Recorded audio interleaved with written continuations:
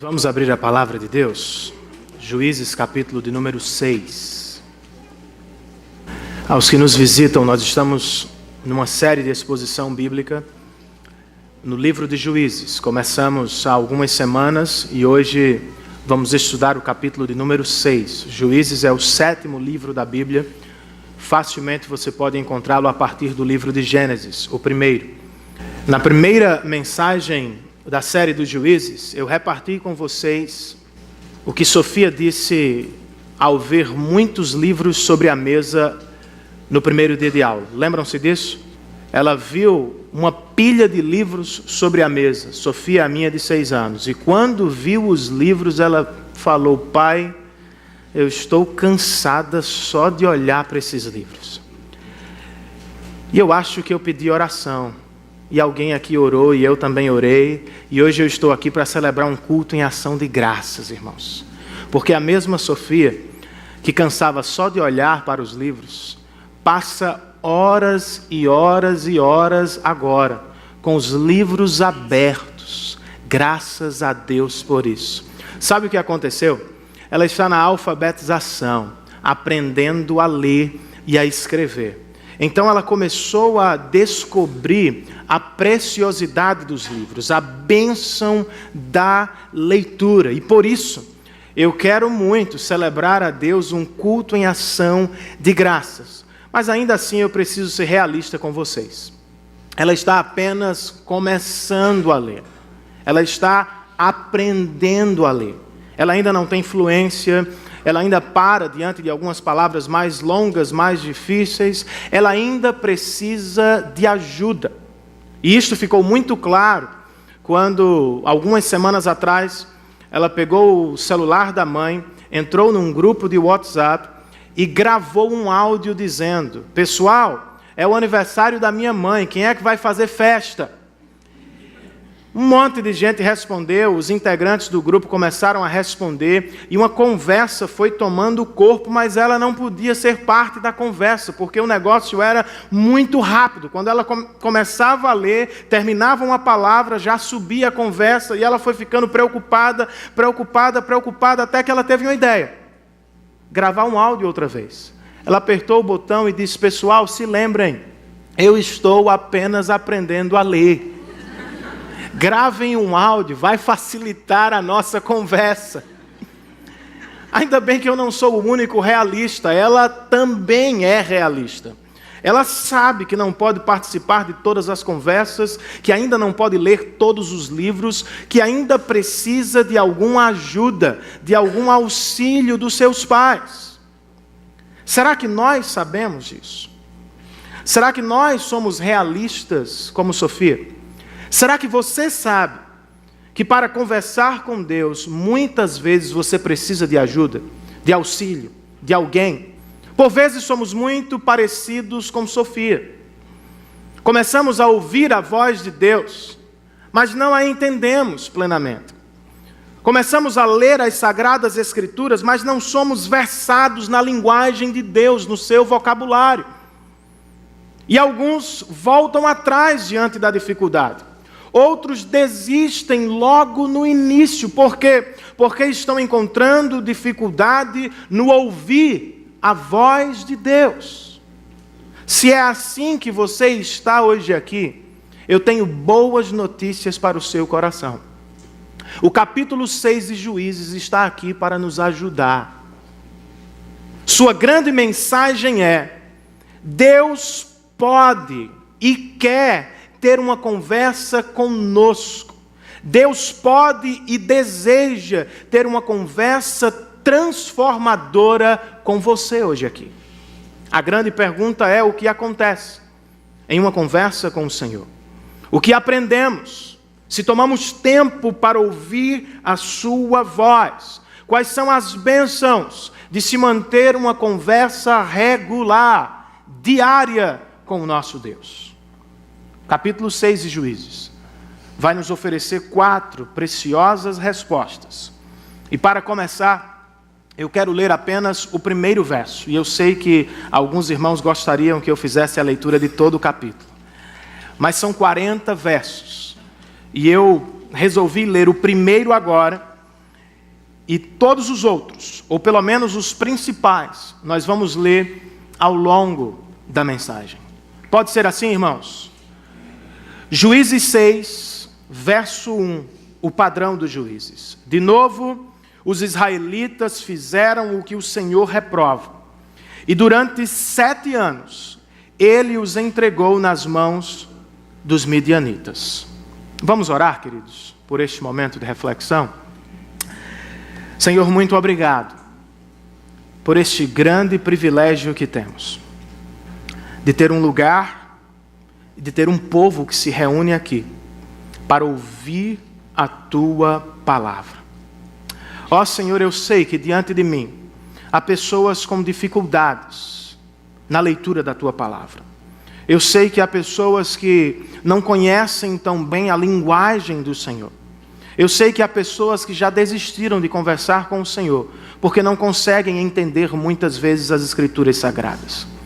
Por graça e por obra do Teu Santo Espírito, ministra aos nossos corações, e que tenhamos hoje aqui uma conversa transformadora contigo.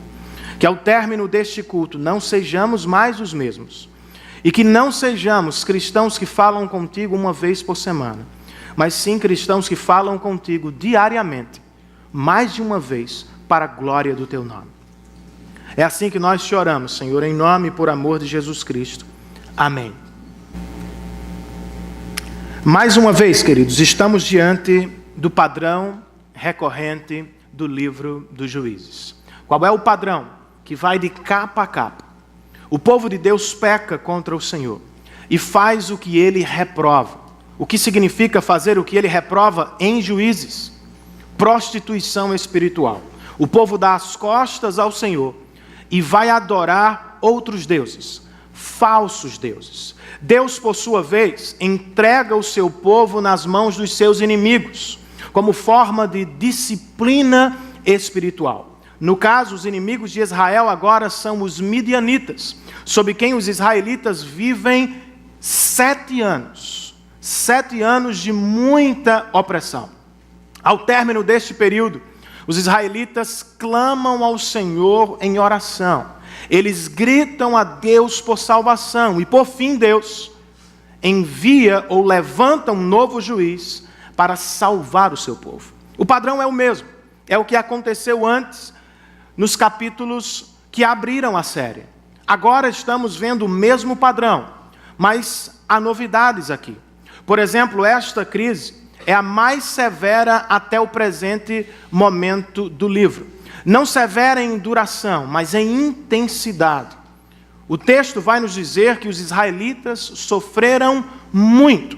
E eu queria que você percebesse o sofrimento deles, enquanto lemos alguns versos que abrem o nosso capítulo. Permaneça com a Bíblia aberta e me acompanhe. Verso de número 3, o autor sagrado falando sobre o sofrimento do povo de Deus e sobre o que os midianitas fizeram aos israelitas. Verso 3 diz assim: sempre que os israelitas faziam as suas plantações, os midianitas, os amalequitas e outros povos da região a leste deles as invadiam. Verso 4, eles acampavam na terra e destruíam as plantações ao longo de todo o caminho, até Gaza, e não deixavam nada vivo em Israel, nem ovelhas, nem gado, nem jumentos. Verso 5, eles subiam trazendo os seus animais e suas tendas, e vinham como enxames de gafanhotos. Era impossível contar os homens e os seus camelos. Eles invadiam a terra dos israelitas para devastá-la. Perceba a opressão econômica. Por 7 anos consecutivos, tudo que Israel plantou foi roubado. Ano após ano, os midianitas não querem possuir a terra, eles querem roubar os israelitas. Ano após ano, eles vão a Israel e acabam com tudo o que foi feito durante o ano. E como é que os israelitas respondem, reagem à invasão dos midianitas? O verso 2 nos registra isto.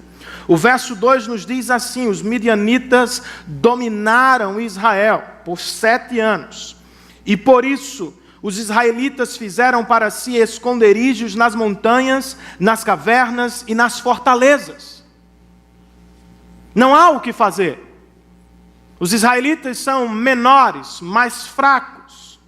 E, portanto, quando enxergam a aproximação dos seus inimigos, eles abandonam suas casas, abandonam suas plantações, abandonam suas empresas, seus negócios, seus trabalhos, e vão se esconder de medo em cavernas, em esconderijos. Qual é o resultado deste período de disciplina espiritual?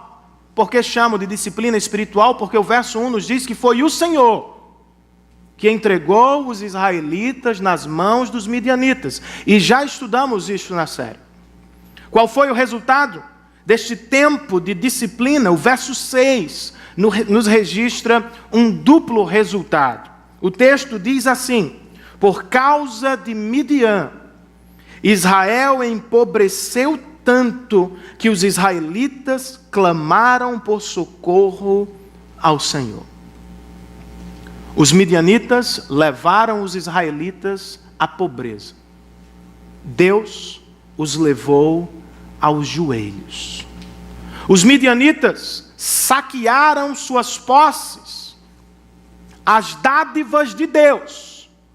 Deus os levou aos joelhos. E outra vez, Ele atende o clamor do seu povo e levanta um juiz para salvá-lo. O nosso Deus é maravilhoso, irmãos. O povo peca, o povo desobedece ao Senhor, o povo dá as costas a Deus e rejeita a Deus. O povo desiste do Senhor. Deus, por sua vez, não desiste do seu povo. O que Ele faz? Ele disciplina Israel por amor e usa a crise dos midianitas para levar os israelitas outra vez à sua presença. Mas aqui há outra novidade no texto. Deus não vai salvar imediatamente como fez nas crises passadas. Primeiro Ele vai reconectar o canal de comunicação. Primeiro Ele vai ter uma séria conversa com o seu povo e com um novo juiz, para só depois salvá-lo das mãos dos midianitas. Por quê, irmãos? Por que uma conversa e depois a salvação? Porque os israelitas precisavam aprender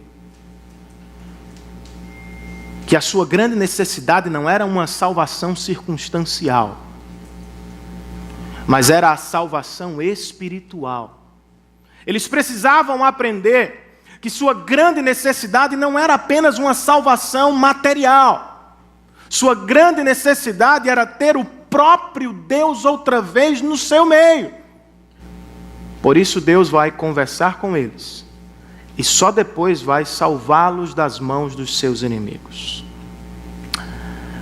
Porque de verdade eles precisam do Senhor muito mais do que precisam das bênçãos do Senhor. E eu e você também. Talvez estejamos aqui pelas bênçãos do Senhor, mas o que você realmente precisa é da voz do seu Deus falando ao seu coração. E a grande notícia do texto, como eu já frisei, é esta: Ele pode e quer ter uma conversa conosco.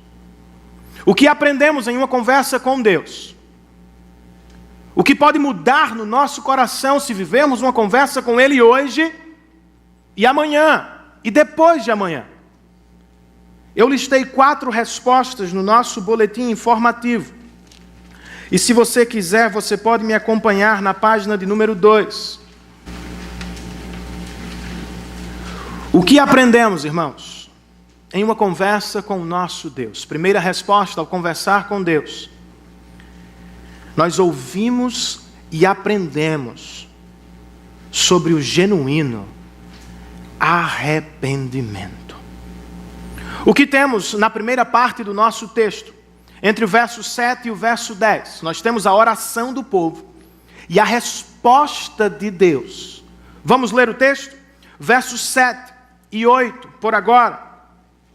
Quando os israelitas clamaram ao Senhor por causa de Midian, Ele lhes enviou um profeta. A oração do povo e a resposta de Deus. O nosso Deus responde às orações do seu povo. Posso ouvir um amém? Amém. Mas nem sempre como queremos. Deus nem sempre responde como queremos. E este é o caso. Por que digo isso? Porque o povo está clamando por salvação circunstancial. Deus responde com um sermão de 3 pontos. O povo está precisando e clamando por um salvador, um guerreiro, um juiz. Mas Deus envia um profeta, um pregador da sua palavra. Por quê, irmãos? Timothy Keller, comentando o texto, diz: os israelitas precisam entender sua real necessidade. Eles precisam saber o que fizeram contra Deus, antes de se tornarem alvos da graça salvadora de Deus, ou para desfrutar verdadeiramente da salvação, eles precisam saber o que aconteceu. E o que foi que aconteceu? Sermão de 3 pontos. O profeta, acho que era presbiteriano. Diz o verso 8: assim lhes enviou um profeta que disse. Primeiro ponto: vocês foram ingratos. Assim diz o Senhor: tirei vocês do Egito, da terra da escravidão. Eu os livrei do poder do Egito e das mãos de todos os seus opressores. Expulsei-os e dei a vocês a terra deles. Isso é graça, irmãos. Deus está dizendo ao seu povo: eu os arranquei, israelitas, do Egito, por graça. Eu os protegi ao longo do deserto, por graça. E eu entreguei em suas mãos a terra de Canaã, por graça. Mas vocês voltaram as costas para mim. Não foram gratos, se esqueceram do Evangelho. Segundo ponto do profeta presbiteriano: vocês me desobedeceram e foram adorar outros deuses. Verso 10. E também disse a vocês: eu sou o Senhor, o seu Deus. Não adorem os deuses dos amorreus em cuja terra vivem. O que vocês fizeram? Me trocaram, se prostituíram, se dobraram diante dos deuses da terra. Terceiro ponto: vocês não demonstram arrependimento. Como eu sei disso? Final do verso 10. Vocês não me deram ouvidos. Minha voz foi desprezada por vocês. Mas ela não será desprezada agora.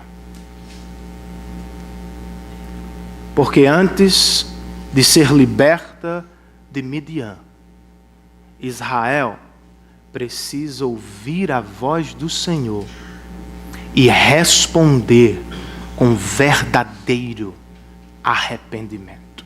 Não sei se você percebeu, mas o verso 10 diz que eles clamaram a Deus por causa de Midian. Eles não clamaram a Deus porque pecaram contra Deus. Eles não clamaram a Deus porque machucaram o Senhor. Eles clamaram a Deus porque Midian roubou as bênçãos de Deus. Eles estão tristes por causa da terra, dos bens, da riqueza. Eles não estão tristes por causa de Deus. E aqui Deus diz: vocês precisam se arrepender genuinamente. Será que precisamos da mesma aula, irmãos? Será que precisamos ouvir a mesma mensagem? Precisamos. Porque ao longo de toda a Bíblia nós percebemos o padrão da salvação: fé e arrependimento. Não apenas uma única vez, mas uma vida que constantemente se arrepende diante do Senhor. Se é importante, precisamos perguntar como vivemos um genuíno arrependimento. À luz deste texto, eu vejo 3 respostas, 3 aplicações. A primeira é: para viver um verdadeiro, genuíno arrependimento, eu e você precisamos perceber a diferença entre remorso e arrependimento. Os israelitas estão chorando por causa de Midian, não estão chorando por causa de Deus. Estão chorando pelas perdas horizontais, não pela perda vertical. Estão chorando pelas consequências dos seus pecados. Não estão chorando porque feriram a Deus.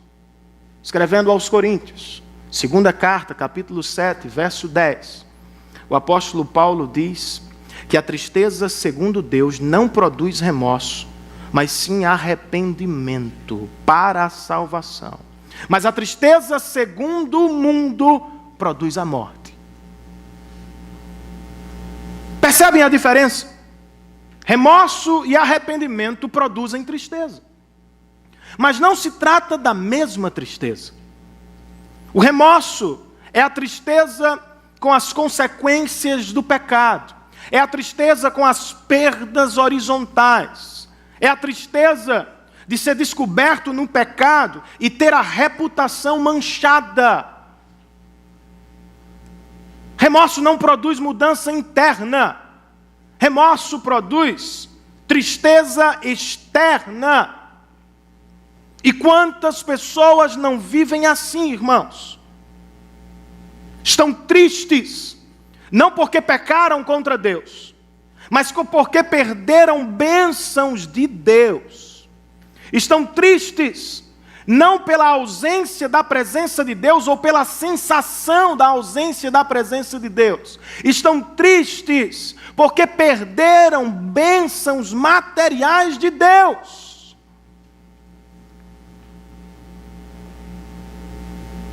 Se é assim que você se encontra aqui, eu lamento dizer, você vai permanecer triste. Porque se você tem remorso e está triste apenas com as consequências do seu pecado, você está revelando que estava adorando outros deuses. Eles se partiram, se quebraram e se foram. E quando eles se quebram, eles quebram o nosso coração. Mas se você está aqui triste porque sente ter perdido o próprio Deus,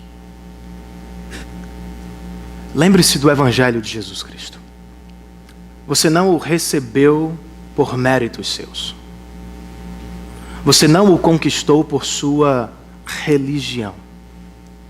Você não alcançou a Cristo porque era bonzinho.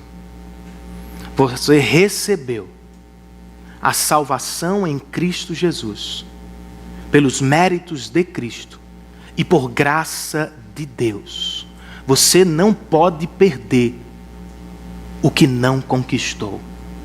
Se você foi alcançado pelo Evangelho de Jesus Cristo e está hoje triste pelos seus pecados, não apenas pelas consequências deles, mas pelo que você sente verticalmente, saia da tristeza do arrependimento e venha para a alegria da salvação, porque não há nada nem ninguém que pode nos arrancar dos braços do Salvador. Há uma diferença entre remorso e arrependimento. Como vivemos um arrependimento genuíno? Segunda resposta, a partir do texto, nós precisamos da palavra de Deus, irmãos. Não tem como evitar a palavra de Deus, não tem como negligenciar a palavra de Deus. Se você é filho de Deus, você vai ouvir a voz de Deus. Os israelitas querem os milagres de Deus. Eles querem a salvação circunstancial de Deus. Eu e você também. Por vezes queremos um milagre, queremos o alívio, queremos a salvação dos problemas, a proteção do dia a dia. Mas talvez não seja isto que você realmente precisa. E o que você precisa? Você não precisa tanto dos presentes de Deus. Você precisa ter Deus como o maior presente do seu coração. Porque a vida oscila, sobe e desce. Ora você tem, ora você não tem. Ora você é, ora você não é. Mas se você tem Deus no seu coração como o melhor presente do universo, você será feliz em todo o tempo. Para isso você precisa ouvir a voz de Deus. Você precisa de um culto e de uma igreja que leva a palavra de Deus a sério. Você precisa de um povo que tem a Bíblia como regra de fé e prática e que não tem vergonha de abrir a Bíblia e expô-la todos os domingos ao seu coração. Você precisa de um momento diário com Deus em sua casa. E você precisa de amigos cristãos de um grupo pequeno. Pessoas, cristãos, que vão ler a palavra de Deus para você, mesmo quando você não quer ouvir. Por quê? Para desfrutar do maior presente de Deus, o próprio Deus, você precisa conhecê-lo. E você precisa ouvir a sua voz. Amém, queridos? Amém. Como vivemos um genuíno arrependimento, uma última aplicação que eu vejo neste texto, com muita paciência. Paciência com os outros e paciência com nós mesmos. Os israelitas ficaram sob opressão 7 anos. Só depois de 7 anos, eles clamaram ao Senhor. Qual é a implicação? Você vai pregar para algumas pessoas e elas não vão responder imediatamente. Você deseja arrependimento imediato e talvez isto não aconteça. Porque não é no seu tempo, não é no meu tempo. Você precisa pregar a palavra de Deus e orar pelas pessoas que ouviram a voz do Senhor, pedindo que Ele soberanamente faça a sua obra de salvação. Ponto final. Mas você precisa ter paciência com o seu coração. Por quê, irmãos? Porque certamente não somos quem gostaríamos de ser, espiritualmente falando.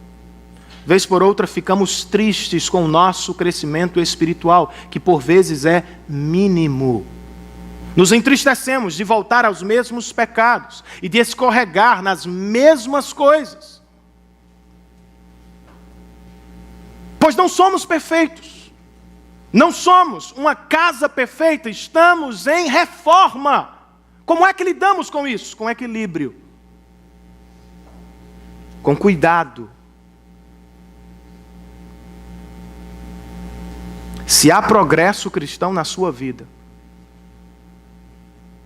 e alguns lapsos, quedas, se entristeça por seus pecados, mas louve a Deus porque você está crescendo.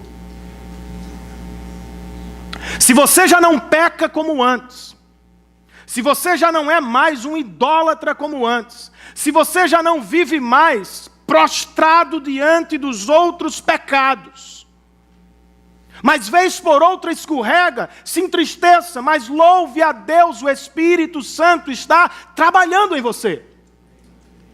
Mas se você vive sempre no mesmo pecado, abraçado com os mesmos ídolos e tendo neles o seu prazer máximo, repense e trema hoje. Talvez você não seja um cristão genuíno. O que você faz?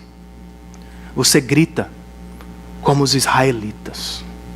E você pede salvação em Cristo Jesus. Amém, queridos? O que aprendemos em uma conversa com Deus? Segunda resposta.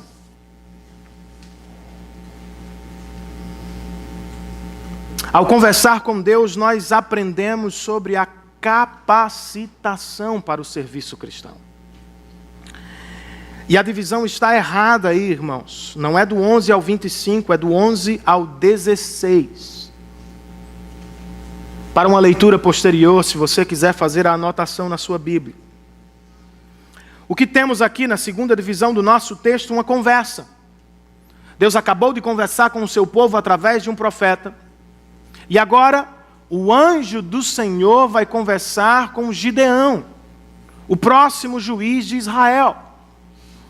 Antes de adentrar a conversa, precisamos perguntar quem são seus personagens. Quem é este anjo do Senhor? E quem é Gideão? Quem é este anjo do Senhor? De maneira simplista, eu poderia dizer, ele é uma teofania, o que os teólogos chamam de a manifestação de Deus na terra, de maneira corpórea e material. Por vezes, nós vemos esta figura, este personagem de Deus ao longo do Antigo Testamento. Mas olhando com mais cuidado para o texto, nós percebemos que os títulos anjo do Senhor e Senhor são termos intercambiáveis. Ou seja, ora o autor sagrado nos diz que este personagem é o anjo do Senhor, ora o autor sagrado nos diz que este personagem é o próprio Senhor. Estamos diante de um grande mistério. Como é que Deus pode estar nos céus e na terra simultaneamente? Como é que Ele pode enviar o mensageiro e ser o próprio mensageiro? Temos aqui, irmãos, uma pista para a doutrina da Trindade. Doutrina que vai ficar clara no Novo Testamento. Mas a partir deste e de inúmeros outros textos do AT, nós sabemos que o nosso Deus é uno, único, mas sempre existiu em 3 pessoas. Então quem fala com Gideão? O próprio Deus na terra.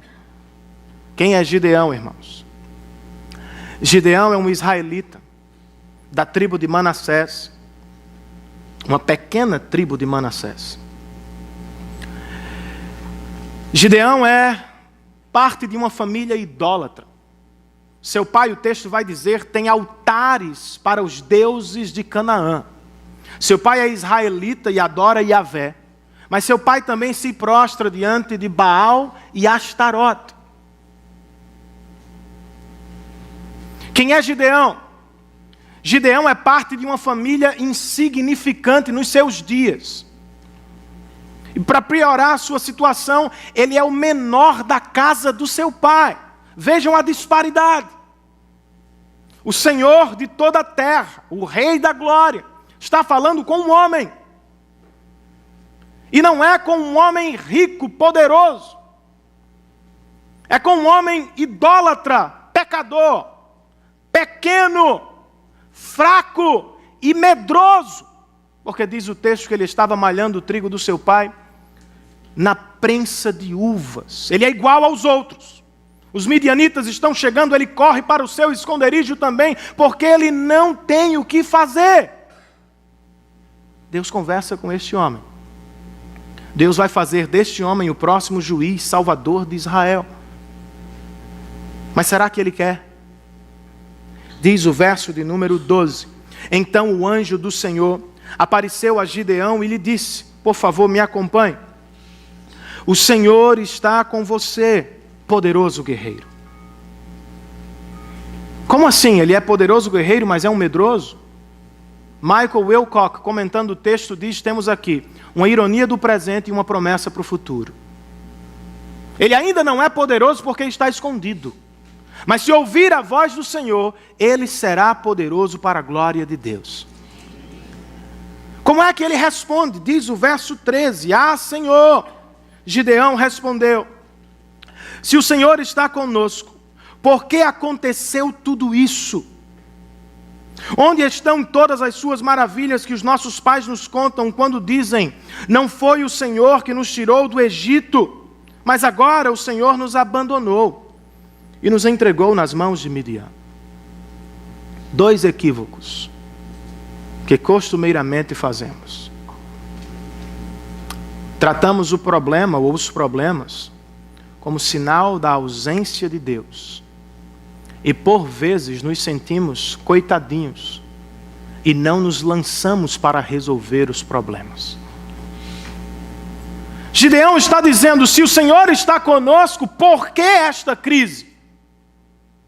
E nós sabemos que foram os israelitas que abandonaram o Senhor, não o Senhor quem abandonou os israelitas.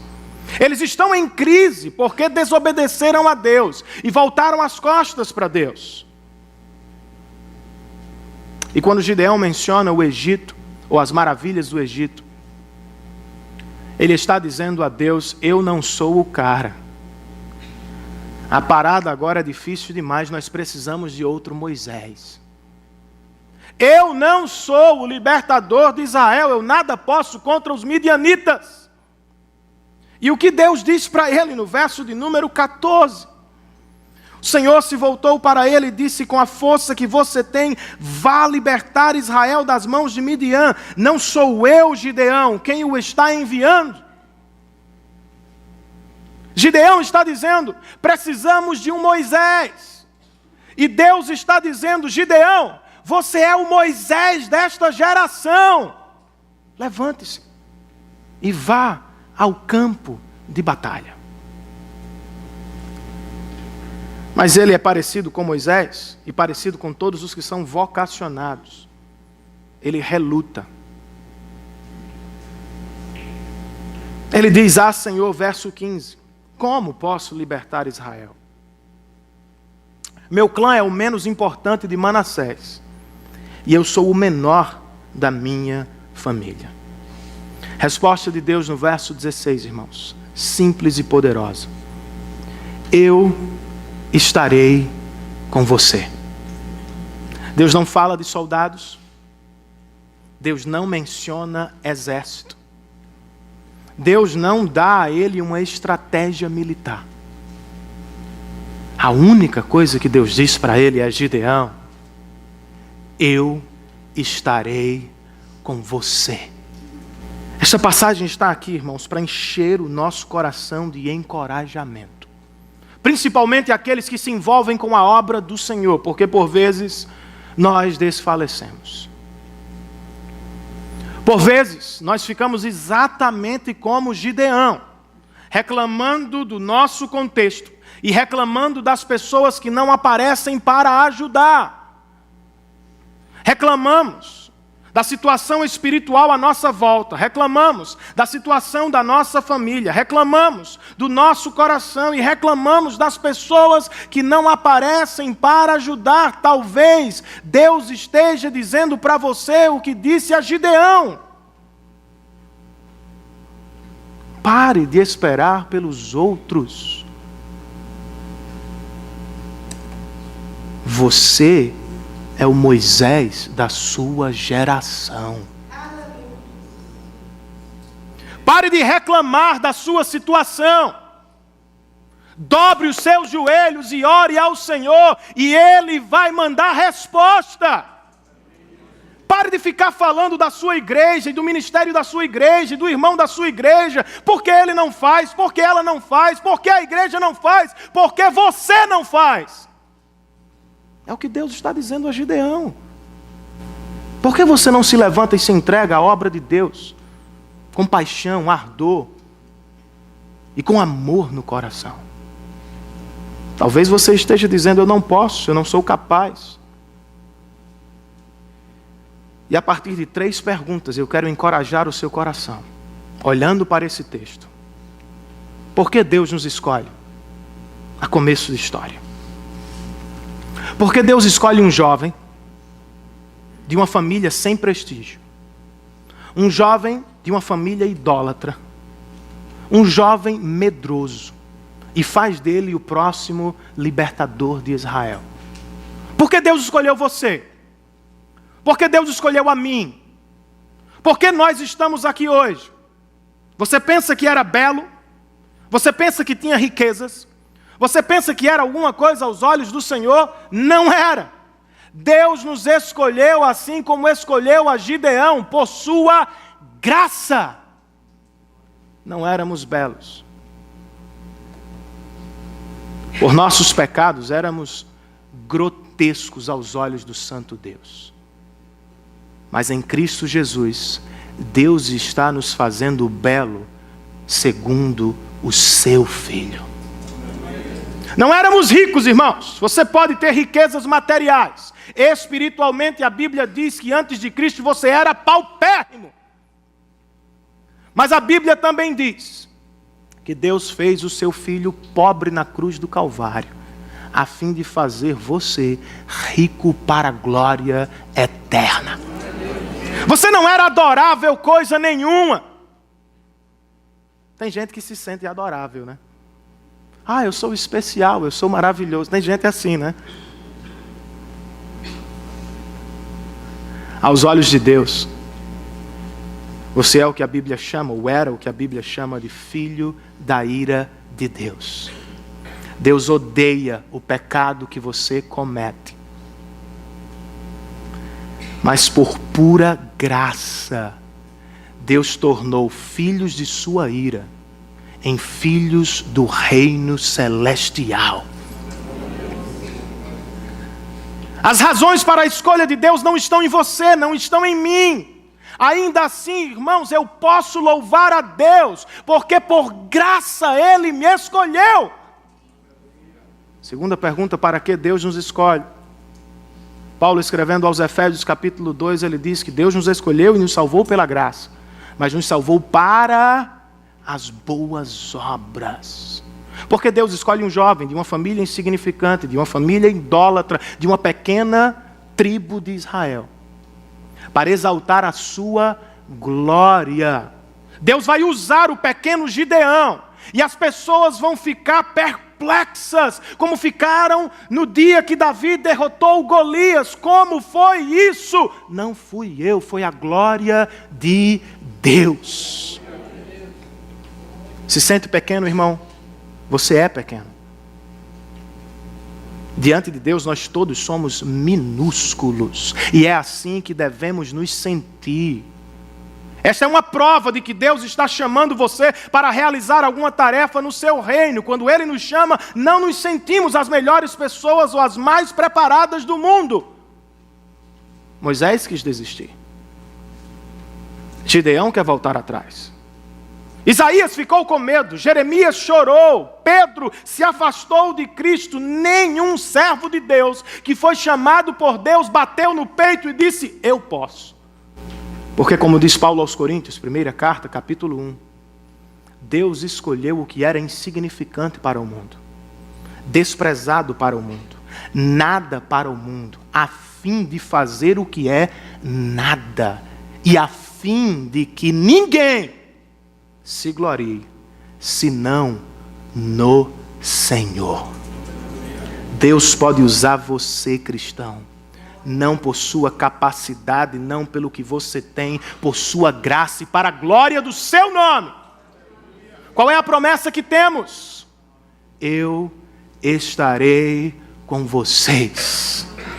Foi a promessa dele a Moisés, foi a promessa dele a Josué, é a promessa dele a Gideão, foi a promessa dele a Jeremias, foi a promessa dele aos discípulos quando ouviram a grande comissão: eis que eu estarei com vocês todos os dias até o fim dos tempos.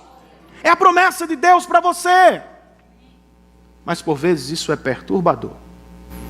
Não sabemos quando, não sabemos onde, e não sabemos como muitas vezes vamos realizar a obra que Deus espera que realizemos. Mas preste atenção. Os comos, quandos,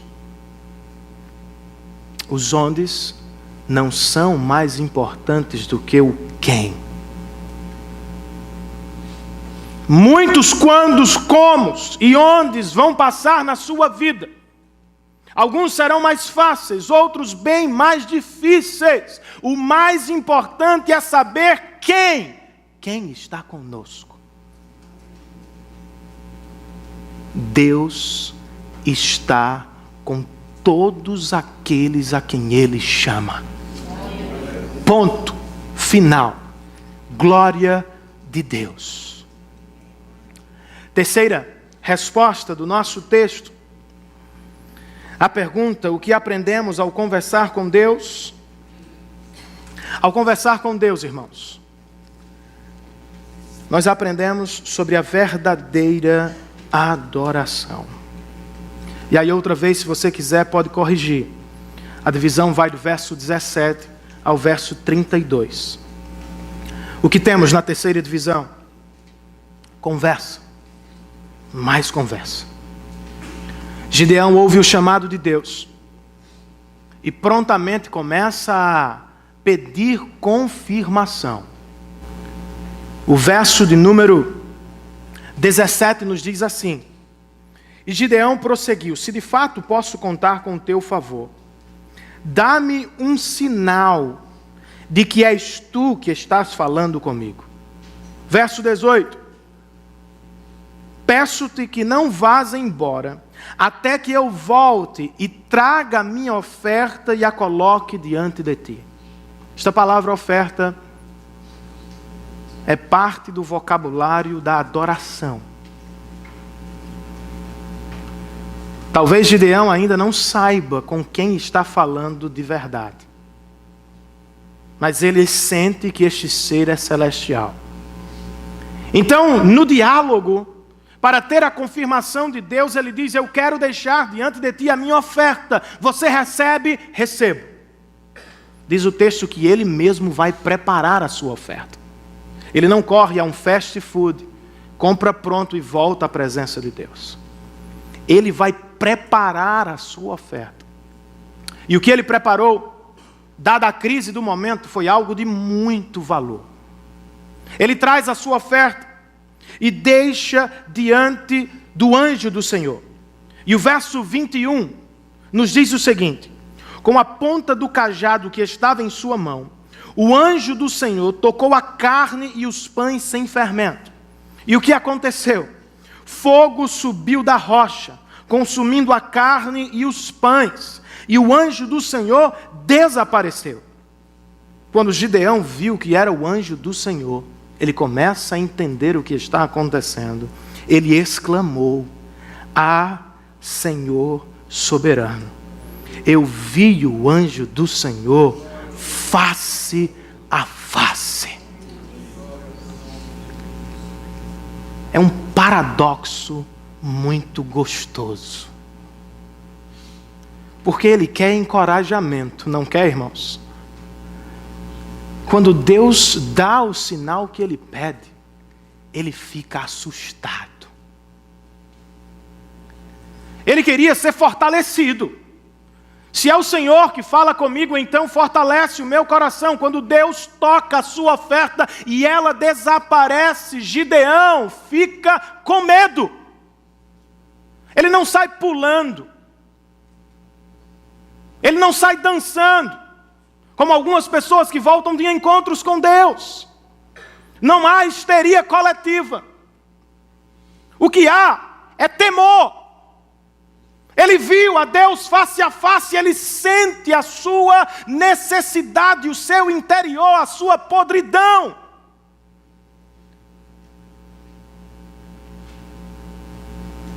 Ele vive o que Moisés viveu antes dele, quando na presença de Deus Moisés cobriu o rosto. Ele vive o que Isaías viveu depois dele, que quando viu o Senhor entrando no templo, disse: ai de mim que vou perecendo, porque os meus olhos viram o Rei. Ele viveu o que Pedro viveu quando diante da pesca maravilhosa, ao perceber que Jesus controlava o lago e os peixes, Pedro se prostra diante de Deus e diz: afasta-te de mim. Ele viveu o que João viveu na ilha de Pátimos, quando Deus abriu os seus olhos e ele viu o Cristo ressurreto. João não saiu correndo, ele caiu no chão. Eles estão diante da glória de Deus. Não é brincadeira. E não é qualquer experiência, irmãos. Mas rapidamente ele descobre que Deus é gracioso e que não vai consumi-lo como fez com a oferta. Deus fala ao seu servo e diz, verso 22, paz seja com você, não tenha medo. Você não morrerá. Deus disse isso a Moisés, irmãos. Você não pode ver a minha face. Você não aguentaria. Você não está pronto. Ainda não é o tempo. A sensação de Gideão era, eu serei fulminado. Era a sensação de Isaías. Mas Deus diz, Gideão, não. Paz seja com você. Você não morrerá. Você foi poupado. O que Gideão faz, irmãos? Adora. Resposta de gratidão. Ele levanta ali onde está um altar, em honra ao Senhor, e chama o altar de o Senhor é paz. Ele está adorando a Deus. Na mesma noite, o Senhor fala com ele outra vez e diz, você me fez um altar ontem, amanhã esteja pronto para derrubar os altares de Baal. Percebam a situação. Ele construiu um altar a Deus, mas há outros altares na propriedade do seu pai. E Deus diz, Gideão, você vai destruir os altares de Baal. Não é possível adorar mais de um Deus ao mesmo tempo. Não este Deus. Não é possível ter altares a vários deuses no mesmo coração. Não quando você adora este Deus. Olha o que diz o verso 25. Naquela mesma noite o Senhor lhe disse, separe o segundo novilho do rebanho do seu pai, aquele de 7 anos de idade, despedace o altar de Baal, que pertence a seu pai, e corte o poste sagrado de Aserá, que está ao lado do altar. Depois, não deixe o lugar vazio, faça um altar para o Senhor, no topo desta elevação. Você quer me adorar mesmo, Gideão? Quer levantar um altar em meu nome? Destrua os outros que estão na sua propriedade. Gideão obedece, com algum medo, com algum receio.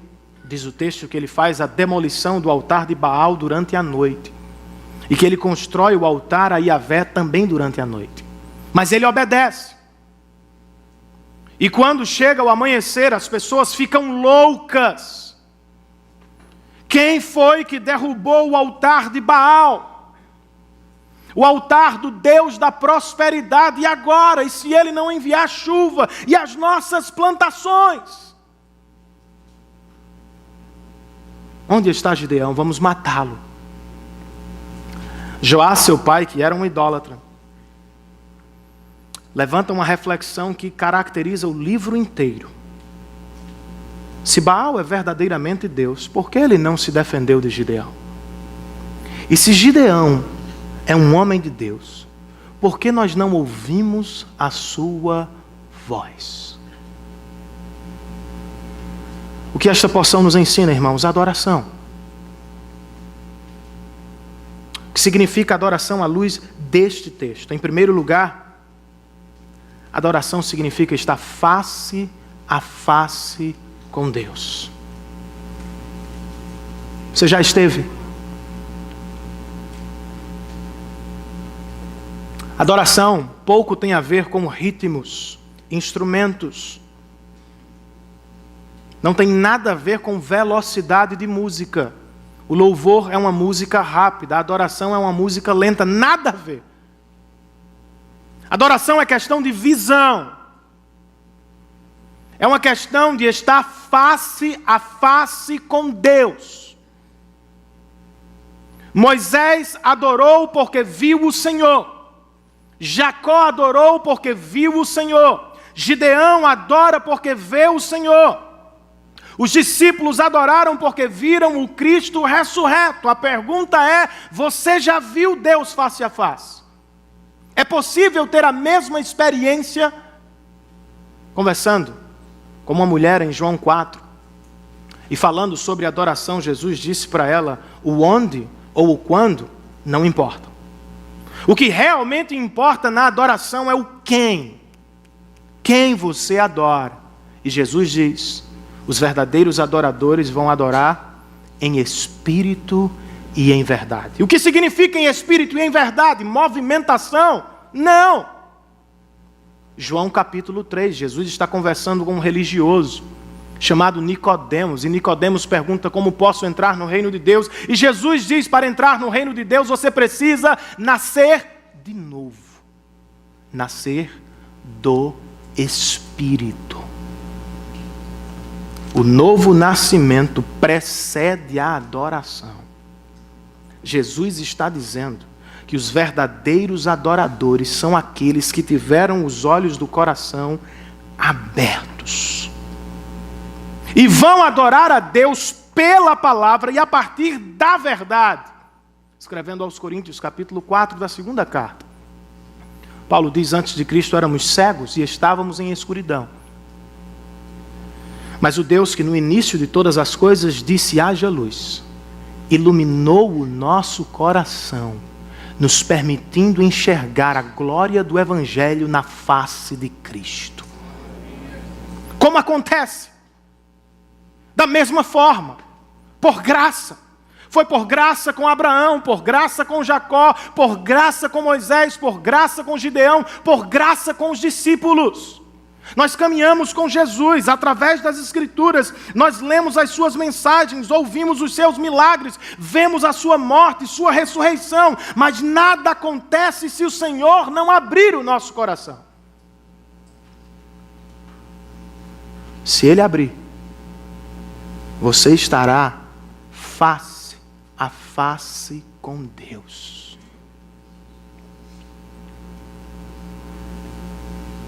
Siga lendo as Escrituras e siga orando ao Senhor.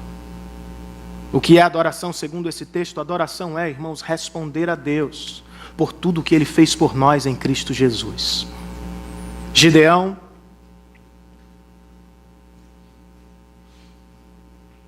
toma um susto, mas se sente poupado por Deus, salvo de Deus e por Deus.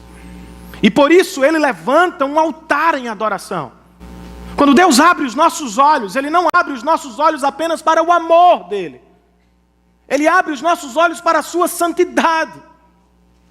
E quando Ele abre os nossos olhos para a sua santidade, nós vemos a nossa podridão.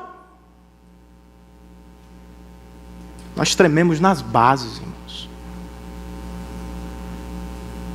Porque descobrimos que estávamos condenados ao inferno pelos nossos pecados. E que só não vamos para lá por graça de Deus.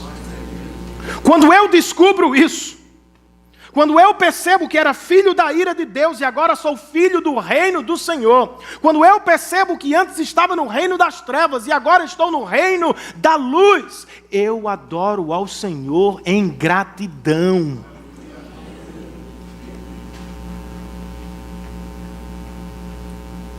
Porque estava condenado, mas Cristo tomou o meu lugar e me deu salvação.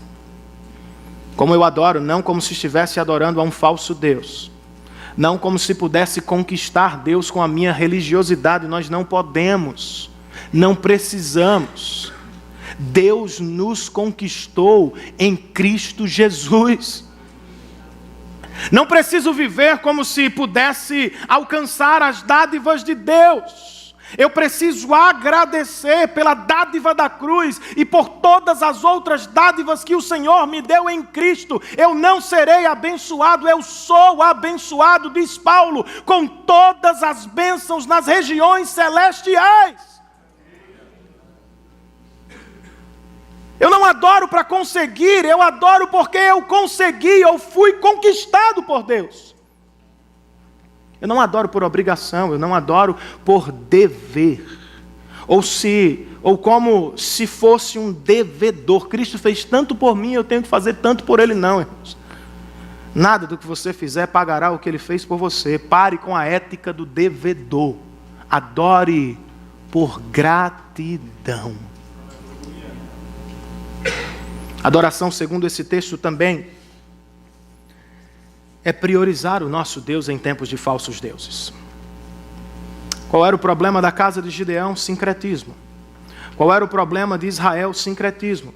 Qual é o problema de muitos corações? Sincretismo. Muitos altares, muitos deuses. Michael Wilcock, comentando o texto, ele diz que os deuses são sempre os mesmos, porque o homem é sempre o mesmo. Se o homem for modesto, palavras do Dr. Michael Wilcock, ele vai buscar conforto, lazer e segurança. Se for ambicioso, ele vai procurar poder, fama e riqueza. E através de todos os tempos, sempre houve, sempre haverá forças, pessoas, objetos, programas que vão fazer as mesmas promessas. Se vocês me adorarem, vocês terão o que querem. Mas os falsos deuses muito prometem e nada cumprem. Se há algum falso Deus no seu quintal, cristão, derrube-o hoje, porque senão ele vai derrubar você e vai encher o seu coração de tristeza, porque os ídolos não podem fazer o que nos prometem. Ao derrubar os falsos deuses, você se volta para o verdadeiro Deus e se entrega outra vez ao Senhor, na certeza de que Ele pode encher o seu coração de satisfação, na certeza de que só Ele é tudo que você precisa e procura e nem sabe, não apenas hoje, mas para todos sempre. Não há nada neste mundo que pode satisfazer o seu coração, a não ser o seu Criador. E para terminar, meus irmãos, quarta resposta do texto, a nossa pergunta inicial, o que aprendemos em uma conversa com Deus? Nós ouvimos e aprendemos sobre maturidade. O que temos nesta última divisão é uma foto da espiritualidade do próximo juiz de Israel. E eu louvo a Deus por este texto, porque me mostra que Gideão, que foi lembrado pelo autor de Hebreus como um herói da fé, é um homem igual a você, é um homem igual a Renan. O texto abre com o verso 33, nos falando sobre a invasão dos midianitas outra vez. Isso aconteceu ao longo dos últimos 7 anos e está para acontecer outra vez. Mais uma vez os israelitas serão saqueados, massacrados, pisoteados. Só que há uma grande diferença nesta batalha. E não é Gideão. Veja o verso 34. Então o Espírito do Senhor apoderou-se de Gideão, e ele, com um toque de trombeta, convocou os abiezritas para segui-lo. A situação é a mesma, os problemas são os mesmos, os inimigos são os mesmos. A grande diferença é que o Espírito do Senhor se apoderou de um homem no meio do povo de Deus. A grande diferença é que, como traduz David Jackman, literalmente do hebraico, o Espírito Santo pinçou um homem e o vestiu com a sua armadura. A grande diferença é que este homem está sob a autoridade do Espírito de Deus. Mas é muito interessante o que vem a seguir, porque ele está cheio do Espírito de Deus, por isso toca a trombeta e as pessoas o seguem. Mas quando chegamos ao verso 36, ele diz: quero saber se vais libertar Israel por meu intermédio, como prometeste. Ele ainda está duvidando. Ele ainda está temeroso. Este homem, cheio do Espírito de Deus, ainda é homem. Deus não anula a nossa humanidade, irmãos. Ele a redime. Mas isso não significa dizer que nos tornamos perfeitos. Não sofremos mais de ansiedade, não temos mais temores, não. Não. O Espírito Santo tomou este homem. Imediatamente depois ele vai à presença de Deus e diz: e agora, o Senhor vai ou não vai comigo? Ele pede 2 sinais. Um que reverte o outro. Senhor, eu quero saber se vais libertar Israel por meu intermédio. Verso 37. Estamos chegando ao final, irmãos. Vê, colocarei uma porção de lã na eira. Se o orvalho molhar apenas a lã e todo o chão estiver seco, saberei que tu libertarás Israel por meu intermédio, como prometeste. Se molhar a lã e não a terra, eu saberei que o Senhor estará comigo. Deus atende o primeiro sinal. Ele reverte o sinal e diz: Senhor, com alguma relutância, agora eu queria que o Senhor fizesse o contrário. Molhe a terra e não molhe a lã, e eu saberei que estarás comigo. Algumas pessoas olham para ele como um incrédulo, e outros o imitam a toda decisão que precisam tomar. Senhor, se for ela, que ela me ligue agora. Se o meu próximo carro for branco, que eu veja um carro branco agora. Não seria melhor, Senhor, será que este carro vai glorificar o teu nome? Preciso mesmo de tudo isso para andar em João Pessoa? Por que não reparti-lo? Senhor, será que aquela pessoa é cheia do teu Espírito e vai me fazer um melhor cristão? Isso é para uma outra mensagem, tá? Mas o fato é que Gideão, irmão, já sabe o que vai fazer. Ele não está aqui orando para tomar uma decisão. Ele já sabe que precisa ir à guerra. Prestou atenção nesse fato? Ele já sabe o que tem que ser feito. Mas ele teme fazê-lo. Porque na verdade, o que ele quer aqui não é um sinal de confirmação sobre que decisão tomar, mas é um sinal da revelação do caráter e da natureza do seu Deus. Lembrem-se, ele é como Sofia. Ele está apenas aprendendo a ler a linguagem de Deus. O Senhor o chamou outro dia, ele não o conhece plenamente, como você também não o conhece. E ele não tem a Bíblia como eu e você temos. Gideão quer uma confirmação de quem é Deus. Senhor, tu és um Deus, como os demais de Canaã, deuses da natureza, ou tu és o Deus de Israel sobre quem eu vi, que controla céus e terra para a glória do teu nome? Não muda? Deus responde. E Gideão então fica sabendo que o Deus que o chamou é o mesmo Deus que tirou o seu povo do Egito. O Deus que é soberano sobre tudo e sobre todos. Sendo assim, ele diz: eu vou, com medo ou sem medo. Eu vou porque eu sei, o meu Deus é o Criador dos céus e da terra, o Senhor de toda a glória. Esse texto fala sobre amadurecimento, irmãos. Crescimento na fé. Como Deus aumenta a nossa fé. Primeiro, ele faz isso com muita paciência. Veja que ele não se exaspera com Gideão. Ele não deixa de atender Gideão. Ele não critica Gideão. Eu e você criticamos alguns por não crescerem tão rápido. Essa pessoa já deveria ser madura, porque ela não é. E Deus está aqui pacientemente cuidando e se revelando ao seu servo.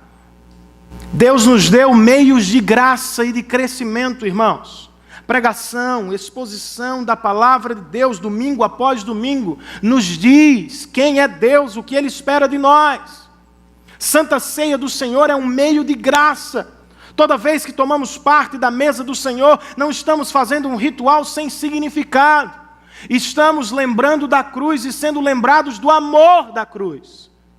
Você duvida do amor de Deus? Você constantemente duvida do amor de Deus? Olhe sempre para o que Ele fez por você. Como Deus aumenta a nossa fé, irmãos. Ele aumenta a nossa fé nos dando o seu Espírito Santo. Por dádiva, penhor, selo do nosso coração.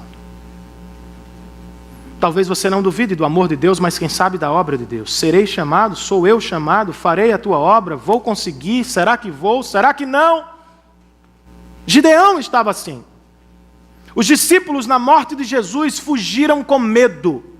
Todos ficaram com medo dos judeus. Mas os mesmos discípulos que estavam com medo, quando viram o Cristo ressurreto, foram reanimados. E ouviram de Cristo: esperem pelo Espírito Santo do Senhor. Quando o Espírito Santo finalmente chega em Atos 2, os mesmos discípulos que estavam escondidos agora se colocam à exposição. Os mesmos discípulos que estavam com medo, agora são tomados por ousadia e pregam o Evangelho de Jesus Cristo com coragem. Do que você precisa?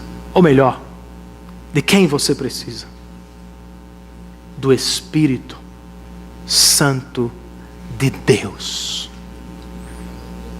Que o Senhor derrame o seu Espírito sobre nós e que Ele encha os nossos corações de ousadia, de coragem para anunciar a sua morte e a sua ressurreição. Que o Senhor nos encha de ambição santa e de vontade por proclamar o Evangelho de Cristo. Que o Senhor nos dê coragem para exercer os nossos ministérios e para colocar em práticas os dons e talentos que recebemos dEle. Como é que Deus pode aumentar a nossa fé, irmãos? Por fim, através da sua palavra. E principalmente, nos apontando para Cristo. O que Gideão quer prova de Deus, de quem é Deus, não do que ele tem que fazer. E Deus dá provas a Gideão de que Ele é o Senhor da criação. Ele deu sinais a Gideão. Ele deu a mim e a você a sua revelação. Gideão quer saber se Deus é Deus ou se é um Deus. Se Deus é mesmo poderoso para fazer o que Ele prometeu. Você quer saber quem é o seu Deus? Leia a palavra de Deus. Ao longo dos 39 livros do Antigo Testamento, a grande promessa de Deus é Cristo, o Salvador da igreja. Quando chegamos ao Novo Testamento, a grande promessa de Deus é cumprida. Jesus Cristo vem, morre e ressuscita ao terceiro dia. É por isso que Paulo diz aos Romanos, capítulo 8, verso 32, Deus não poupou seu próprio Filho. Antes Ele o entregou por todos nós, cumpriu sua promessa, grande promessa. Como? Não nos dará com Ele, e de graça, todas as coisas. Percebem a lógica? Se Deus cumpriu a sua maior promessa, por que Ele não vai cumprir todas as outras menores? Para cuidar, abençoar e levar você até o dia de Cristo. Minha filha está apenas começando a ler, aprendendo a ler. Ela já pode ler alguns parágrafos, algumas palavras, mas precisa de ajuda. E percebendo a sua alegria com os livros nas mãos, eu fui à livraria e comprei uma nova Bíblia. Ela já tinha Bíblia, mas eu encontrei ao longo da semana uma Bíblia muito especial do pastor Eugene Peterson, chamada Minha Primeira Mensagem. Me lembrei de Sofia e disse: eu tenho que comprar esta Bíblia para ela. A Bíblia é maravilhosa, irmãos.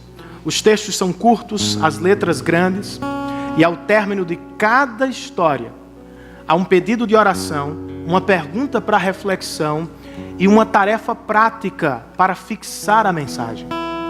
E eu lembrei de Sofia. Sofia é muito prática. Comprei a Bíblia, levei para casa e cheguei e disse: Sofia, eu quero louvar a Deus pelo dom da leitura que você recebeu. Através da leitura você vai conhecer muitas coisas. Mas não há nada mais importante do que conhecer o seu Deus e o seu Salvador. Eis aqui uma nova Bíblia. Espero que você leia todos os dias e seja por Deus alcançada. Imediatamente os seus olhos brilharam e ela disse: pai, vamos ler a primeira história comigo. Nós fizemos isso. Ao término eu disse: Sofia, não apenas Renan, Sabrina e Bia, sua família, podem ter seu momento devocional diário, seu tempo a sós com Deus agora. Você vai ter o seu momento com Deus, sozinha, minha filha. Ela disse: é mesmo, papai? Eu disse: é, você pode. Deus lhe deu o dom da leitura para você conhecer muita coisa, mas principalmente para conhecer a Deus. Ela colocou a Bíblia ao lado da cama dela, irmãos. Isso foi semana passada. Dia após dia, cheguei da igreja hoje, ela já tinha feito o seu devocional com Deus. Ainda não sabe ler muito, ainda está aprendendo. Pouco a pouco, ao conversar com Deus, o Senhor vai se revelar ao seu coração. Vai convencê-la dos seus pecados e da sua necessidade por salvação. E depois vai amadurecer a sua fé e prepará-la para o serviço cristão. Será que não precisamos de um momento a sós com Deus, irmãos? Quando foi o seu último momento a sós com Deus? Eu sei que o mundo é agitado, as tarefas são infindáveis, listas são enormes de afazeres. Mas não há nada melhor do que uma boa conversa com o seu Deus. Minha oração é que Deus abra os seus olhos para o melhor presente que Ele tem, o próprio Deus. E que através da leitura das Escrituras, Ele encha o seu coração de alegria e satisfação. Numa festa, Jesus se levantou, João 7, e disse aos presentes: vocês têm sede? Venham a mim e bebam, porque como diz a Escritura, do seu interior fluirão rios de água viva. A mesma palavra está diante de você, discípulo. Está cansado da vida, sobrecarregado com a vida, triste com a vida. Por que você não volta a ter o seu momento a sós com Deus? Porque você não abre a palavra de Deus diariamente? Deus vai encher o seu coração de alegria. E apesar das circunstâncias, você será satisfeito ao conhecer e ouvir a voz do seu Criador. Vamos ficar de pé?